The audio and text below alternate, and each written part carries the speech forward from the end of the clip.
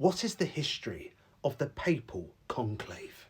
Unless you've been living under a rock, you've probably noticed on the news, social media, newspapers that in the Vatican City right now, the College of Cardinals are trying to vote for the new Pope.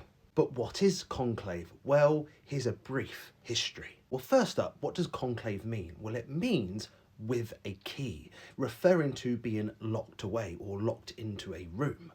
Now, the first conclave that we know of today happened in 1268 and it lasted for 3 years. Following the death of Pope Clement IV in 1268, the bishops, the cardinals met to vote for the new pope, and it took them 3 years. This took place not in the Sistine Chapel, but actually in the Italian town of Viterbo.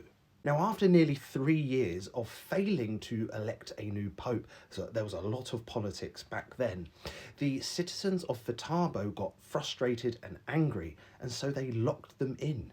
They locked them in and told them they couldn't leave unless they voted in a new bishop of Rome, a pope. So they locked them in and they limited their rations. They gave them just basically bread and water.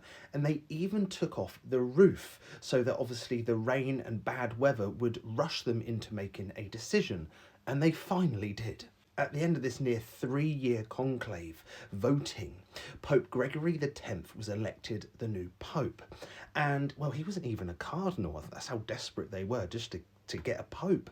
But then at the Second Council of Leon in 1274, him and the cardinals formalised the rules of the conclave, such as the cardinals have to be locked in and there has to be daily voting, and pretty much to make sure that a pope could be voted in quickly and not take 3 years. Then following the Second Council of Leon, in 1276, the first official conclave with the new rules took place. Now, in the conclave that's happening at the moment, there's 133 cardinals voting. If you're over the age of 80, you can't do it. You're too old. On the first day, there's one vote, and as I'm recording right now, black smoke has just come out of the Vatican, meaning they haven't made a decision.